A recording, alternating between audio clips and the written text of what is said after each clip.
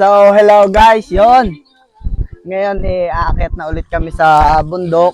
Kasama natin yon. Yan, kasama natin sa trabaho yan, si Rogelyn. Tapos ang iba nating mga kasama, yon, yung mga bata. Yan. Yan, araw-araw silang umaakyat baba dito. Yan, para sa pag-aaral nila. Yan. Yung iba, nauna na. Naiwanan na kami. Sobrang bibilis nila. Yan. So, lakad lang tayo. Hanggang siguro mga 1 oras at kalahati. Yan.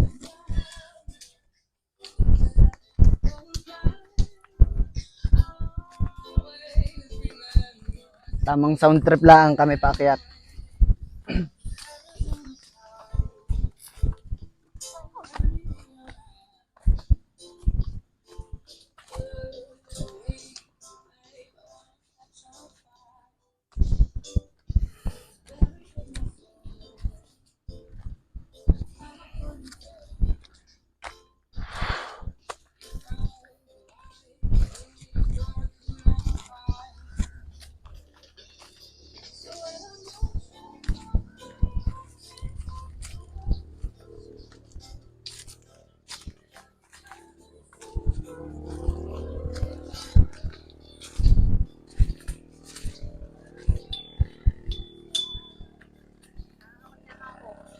Oh, yun, hinahapon na daw yung kasama ko. Huh. Oh. Yan. Huh. Pataas na ng pataas. Ayun po ang kalsada. Yung tulay. Pataas na kami ng pataas.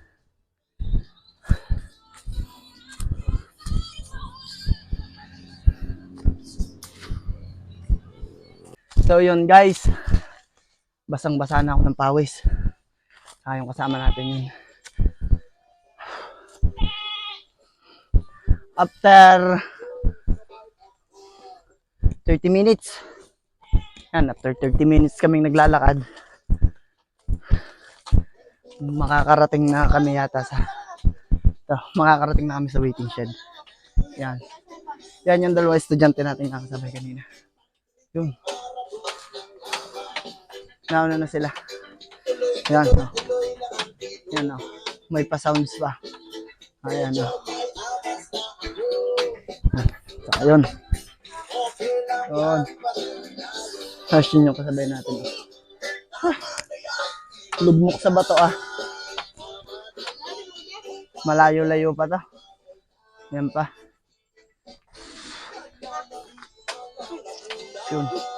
Ganyan tayong kalayo sa dagat. Yan guys, yung kulay puti-puti na yan, dagat yan.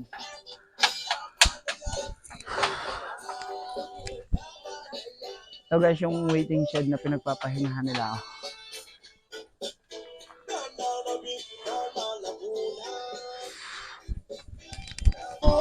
So yun guys, another hinto na naman. Yan. After 45 minutes. After 45 minutes, hinto na naman. Oh. Yan. Oh. Yung mga bata natin kasama. Yan. Di ba? Hindi halatang naglalakad lagi ng malayo. Oh. Araw-araw ginagawa. Yan. Tapos yan. Yan, si Rogelyn. Yan. Maganda pa rin. Maganda pa rin kahit malayo nilalakad.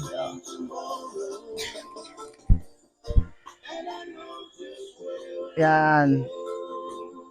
Guys, ang mahirap lang dito talaga pag inabot ka ng gabi. Kasi wala ka namang dadaanan na bahay. Yan. Ilog yun baba. Tapos gubat. Yan. Mga niyugan. Yan. So yan.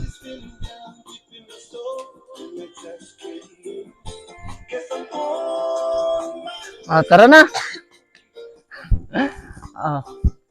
Pahinga lang konting oras tapos lakad na ulit. Baka abutin kami ng gabi. Lakad na. Ayan. Lakad na uli. Yan. Na. See? Oshi, gang. Yan. Guys, may papakita ko sa inyo kung gaano kaganda yung daanan dito. Sa mga gustong mag-gala diyan na naboboring sa bahay, puntahan nyo na to.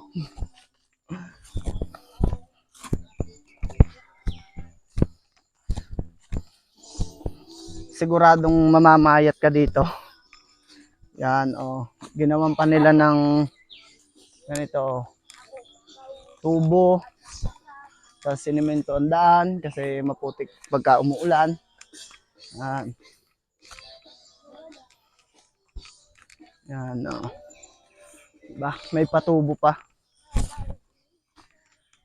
Yan.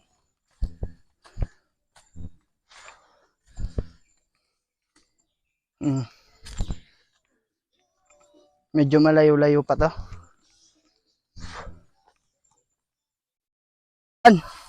Malapit na tayo sa unang bahay nating dadaanan. Tapos yan, kumuha ko ng bayabas sa daan.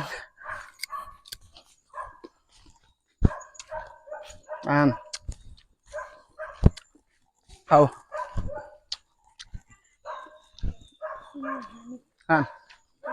Bahay na Rogeline.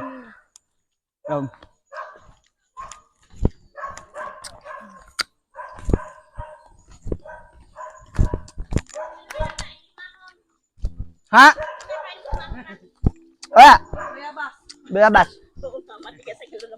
Magbablog ako. Ay naka! Ayawan sa iyo.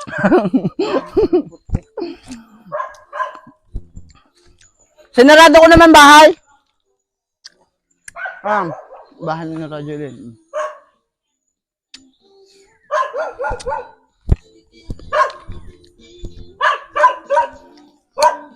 Yan, kabayo.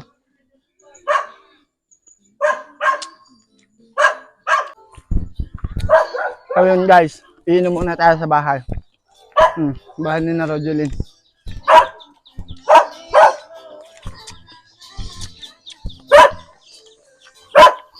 Tapang ng aso.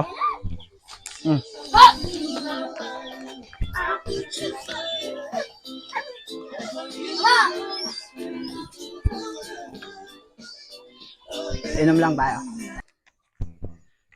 Yan. Malapit na tayo sa Sitio Katmon. May bahay na ulit ako natatanaw.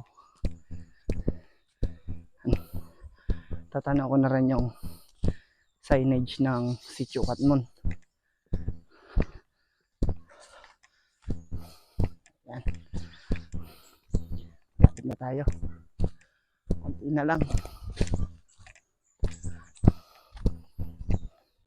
Yun.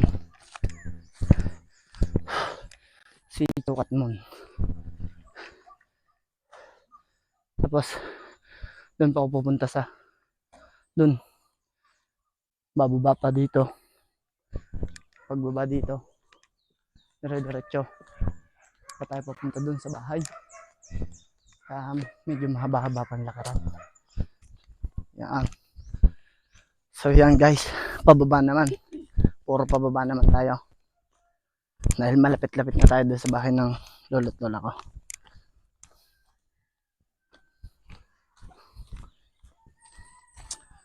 Lakad lang tayo, lakad.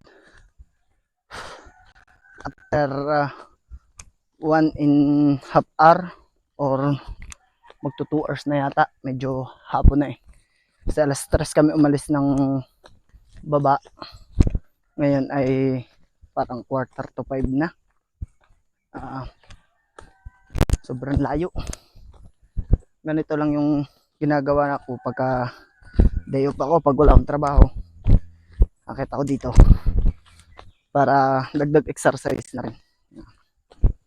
Dagdag exercise na rin tayo guys, para naman hindi tayo tumaba. Yan, doon ba tayo guys, pupunta ako. Yun. Dun. Doon pa tayo pupunta.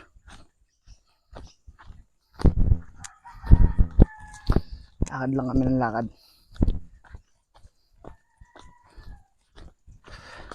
Medyo hinihingal na ako. Yan. May dadaanan tayo guys ditong ilog. Yan.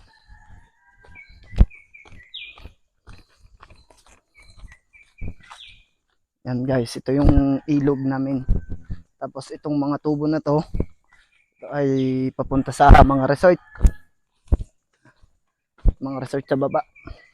Tapos ito, dito sa ilog na to, dito sila kumukuha ng tubig dun sa taas. Malinis naman yan. Kasi wala naman dito mga babuyan. Ang gagaling yung tubig na yan, gagaling dun sa taas sa bundok. Yan, lapit na kami.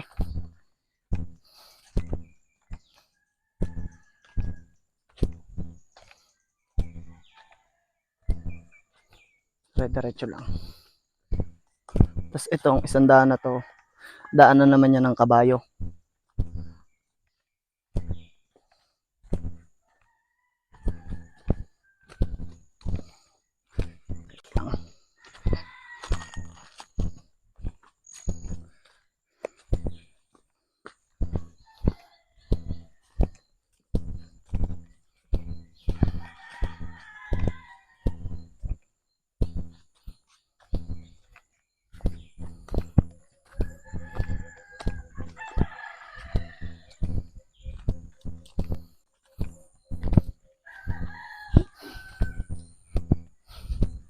Yan.